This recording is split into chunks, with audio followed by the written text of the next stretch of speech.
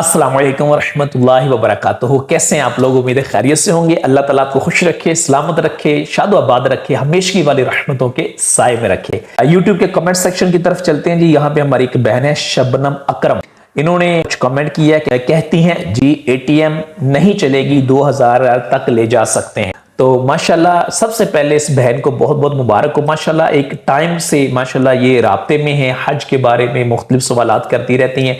खवातीन के जो स्पेसिफिक कुछ मामलात होते हैं उस हवाले से माशाल्लाह इन्होंने काफ़ी रहनुमाई भी मेरी फरमाई, और इन्हीं की सजेशंस पे मैंने कुछ वीडियोस भी बनाई हैं जो खवातीन के प्ले लिस्ट में जाके फोल्डर में देख सकती हैं। उनके जो मामलात हैं माशाल्लाह इस बहन ने हमें बहुत हेल्प आउट किया। अल्लाह ताला इनको सलामत रखे जी, इनका हज पे जाना अपनी बारगाह में कबूल फरमाए। तो बहरकैफ इन्होंने ये पूछा है या इन्होंने डिस्कस किया है कि हज पे इतने रियाल लेके जाने चाहिए। ये बेसिकली पिछले दिनों हज ट्रेनिंग एक सेशन चल रहा था, तो उसमें हाजियों की तरफ से क्वेश्चन भी पूछा गया था कितने कैश लेके जाना चाहिए।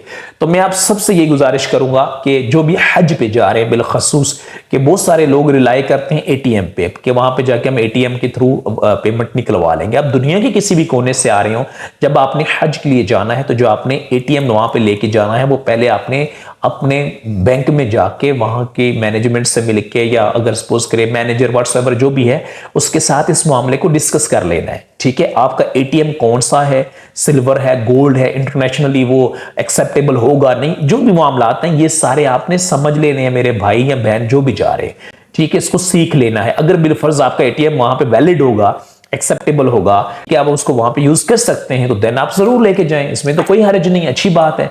ठीक है, कैश कैरी नहीं करना पड़ेगा। और अगर सपोज करें आपको पता ही नहीं है कि वहां पे चलेगा या नहीं चलेगा, और यहां से आप चले जाते हैं और वहां पे जाके एटीएम भी काम नहीं करता, तो फिर बताया वहां पे क्या करेंगे? वहां पे आपको फिर परेशानी का सामना करना पड़ेगा, किसी से उधार मांगना पड़ेगा, कोई जानने वाला, रेफरेंस वाला रिश्तेदार या कोई बंदा वहां पे ढूंढना पड़ेगा जो आपको वहां पे पैसे दे सके। तो बहरहाल इन परेशानियों से बचने के लिए आपने कोशिश यही करनी है कि यहीं से इस मामले को भी आपने क्लियर करके जाना है।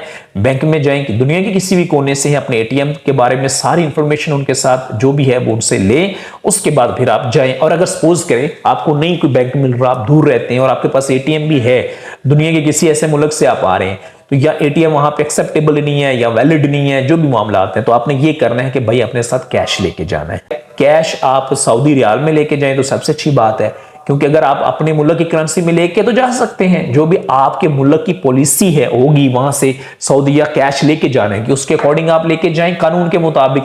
लेकिन फिर सऊदी अरेबिया में जाके ऑफ कोर्स आपको मनी एक्सचेंजर से वहां पे जाके चेंज करवाना पड़ेगा। और वहां पे हज के दिनों में तो इंतहा का क्राउड होता है, रश होता है, आपको ढूंढनी भी पड़ेगी कि कहां जाऊं, कहां ढूंढूं, किससे बात करूं, कहां से एक्सचेंज करवाना है, फिर उसका रेट क्या होगा, हो सकता है आपकी कंट्री से वहां का रेट ज्यादा हो। ठीक है, तो ये सारे मामलात मशवरतन मैं कर रहा हूं कि आपने पहले से ही क्लियर करके जाने हैं, हज पे जाने से पहले ही। इसी तरह जो लोग उम्रे पे जाते हैं वो भी पहले से क्लियर करके जाएं।